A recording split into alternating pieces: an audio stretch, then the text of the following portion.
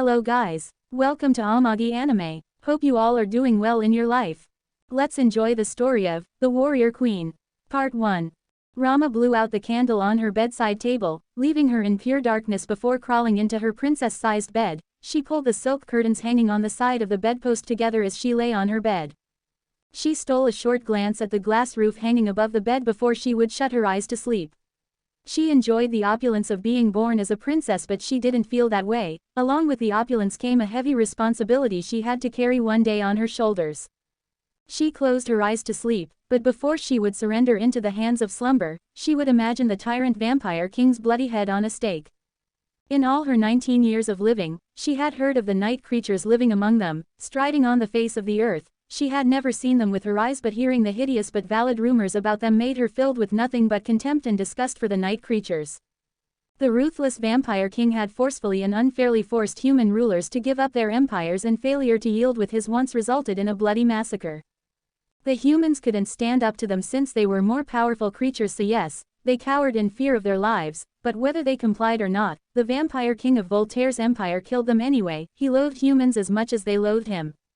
He forcefully took over powerful empires possessed by the humans, adding it to his many fortunes, every stud of jewel on his crown embedded with the lives he had snuffed out.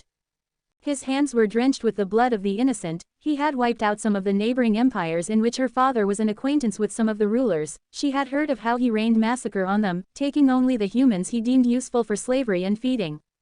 To say she hated him was an understatement. She felt utterly disgusted and repulsed by him. Her hatred for him had only grown worse after his recent massacre on the Mayan Empire. She was close friends with the princess, but after the vampire king's attack on them, she never heard from her again. She was either dead or worse, used as a blood bag for those disgusting blood-sucking creatures, and the thought of it made her stomach churn. To Rama, he was the embodiment of darkness that needed to be wiped out from the face of the earth. Vampires were cursed dark creatures whose existence was a fatal blunder. The humans and vampires feared him. The name of the vampire king made spines chill. He was rumored to be an original, one of the pure-blooded vampires that came into existence, an immortal, many said. He was vicious to the core, his heart as shallow as an endless abyss and his mind as devious as the devil. Rama wondered why a creature as dark as the nocturnal creatures existed. The world would have been a much better place without them, she thought inwardly before succumbing to sleep, but not after she saw herself mentally decapitating the vampire king. She was already in a slumber when she heard the frantic running motions along the hall just outside her bedroom. She had been trained physically and mentally every day for the past 19 years since she was an only child, the apparent heir to the throne. She arose from her bed in alarm, pushing the covers away from her body before crawling off the bed and picking up her robe on the chair beside her, putting it on quickly. She secured the robe tightly on her body before wearing a shawl over her hair, lighting up a candle and scurrying out of the door. She saw 2, maybe 3 maids scampering back and forth the hall with items in their hold and panic written all over their faces. Her shawl slipped away from her head, revealing her black hair, but she didn't care to secure it back to position when she saw the panicking maids running around as if their lives depended on it. She placed the candle she was holding carefully on a small table in the corridor as the torches on the wall were already lit up. "Layla, what's wrong?" she called out quickly before the rushed maid could flee from her sight. The maid turned to meet her princess's jade blue eyes staring at her questioningly for answers, and she pressed her lips in a thin line before answering her frantically with lowered head. "The Sultan is sick. It's very critical. The physician doesn't think he can survive the night." The maid replied with a shaky voice, hands trembling along with the bowl she held. Rama's jade eyes widened slightly, mouth parted in disbelief as her breath quivered. She grabbed a handful of her robe in shock and uneasiness. Her father can't die now, not now. She screamed inwardly, but her expression was still organized as she said, "Take me to Baba," she commanded. Her shocked expression immediately turned into a blank one as the maid led her to the king's chambers. As the princess and apparent heir of the throne, she had been mentally and physically prepared and molded from birth to take on the position of the queen. She was taught to have a fierce and strong mind and was equally trained physically. Regardless of her being a girl, she was trained as a man would, but she took it all, proving to everyone that doubted her rulership that she was just as good as a male heir or better.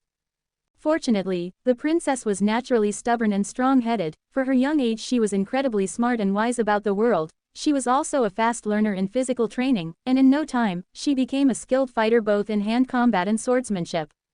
She didn't wait for the maid to open the doors for her before she walked through herself. composing her slightly hurried movements and expressions as she walked closer to her father's sick bed.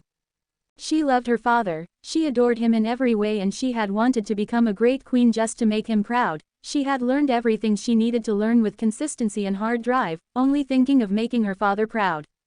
She had wanted him to watch her become queen and rule their people in prosperity, but now at that moment, it felt as though all her hard work was in vain because she could see the life fading from his green eyes as she neared the bed.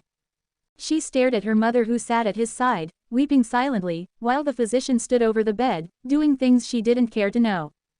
Her father craned his neck at the side as if he felt her presence. She could see the weak state he was in, and her fist coiled itself in a tight ball subconsciously.